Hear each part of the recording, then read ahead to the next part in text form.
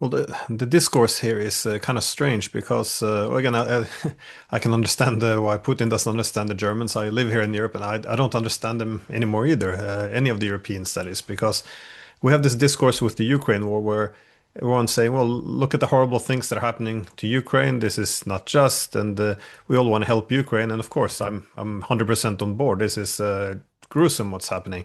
But then they take this concept of helping Ukraine and they fill it up with all these policies which are just leading Ukraine to destruction, and there's nothing you can do. And they keep they thereby reach these conclusions in which weapons are the path to peace and diplomacy and negotiations are treasonous. It seems completely irrelevant that the majority of Ukrainian wants negotiations. If you bring it up, then they will tell you, well, that's Putin propaganda. So how do you counter that argument when they ask, well, why shouldn't Ukraine defend itself? Why shouldn't we support Ukraine? What do you how do you approach this? Because this is what it always comes down to, it appears. Well, it is very much the question, who's the real friend of Ukraine? Uh, 3 years ago, and you and others said this war should stop at the negotiating table.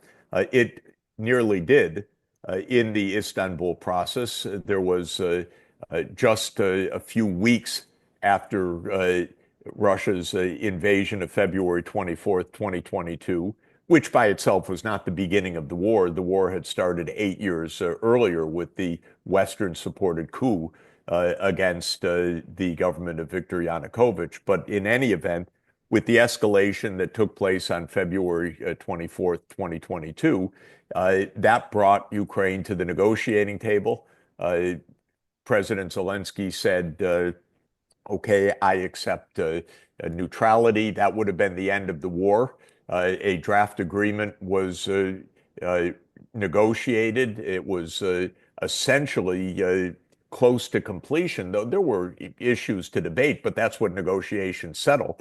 And we have the draft agreement of April 15th, 2022. We know now from many, many sources, and I also had at that point flown to Ankara to hear directly from the Turkish mediators what had happened. Ukraine walked away from the table at the behest of the United States and the UK, who told them, keep fighting. Now, at that moment, I said, this is terrible. What good can come out of that? I hosted a meeting with many analysts that concluded that there needed to be peace based on essentially the terms that had already been identified in the Istanbul process. We were called Putin apologists. We were called haters of Ukraine, enemies of Ukraine. It was exactly the opposite. It was to save Ukraine from further territorial losses, devastating destruction, and mass deaths. That's what it was for. And in fact, what has happened since April 2022, nothing has gone for Ukraine during this period.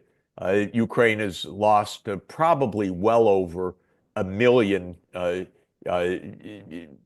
people to deaths or severe injuries in this disastrous military situation.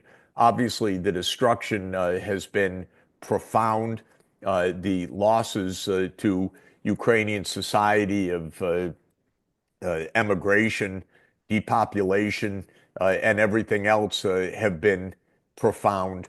Uh, Nothing has helped Ukraine during this period. Peace would have helped Ukraine. And in the end, Ukraine's going to lose much more territory than it would have lost under the Istanbul process of April 2022. And if the war had been avoided previously by NATO just saying it's not going to enlarge to Ukraine, which would have obviated the entire war, averted the entire war, uh, Ukraine wouldn't have lost essentially any territory going back to February 2014, when the West meddled in a coup, which was a brazen, provocative, typical, stupid act of the U.S. security state with allies in the security apparatus all over Europe.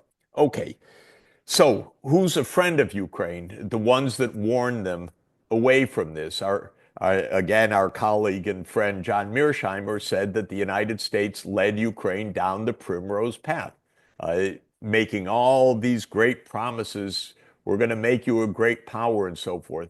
Just what it told so many other countries, Afghanistan being only one of the more recent examples of that. And it failed predictably. So those of us, you and I and others who said from the beginning, end the conflict, negotiate a settlement, basically stop NATO enlargement. It's a provocation to war. There can't be peace if the United States is breathing down Russia's neck and proposing to put its military bases and missile systems on Russia's border. So a little bit of common sense would have been the best friend for Ukraine. Well, I've been arguing since at least 2008. If you try to push NATO into Ukraine, then Russia would destroy Ukraine before it allows this to happen. For some Absolutely. reason, As the United States would if Russia or China came anywhere close to American shores with military bases, for God's sake. This is so obvious, Glenn. You've been right. Of course, completely right from that point forward. And yet it has been a relentless project. And now that Trump is giving an exit ramp, and Trump is saying, okay, this is a failed project. This was a bad idea. We see Russia's point of view. They don't want our bases there. We don't want their bases here. Trump is the first one saying straightforwardly that this project of the intelligence communities, this deep state security apparatus was stupid. Trump says it. What do the Europeans do? They meet every single day to try to keep this war going. Unbelievable.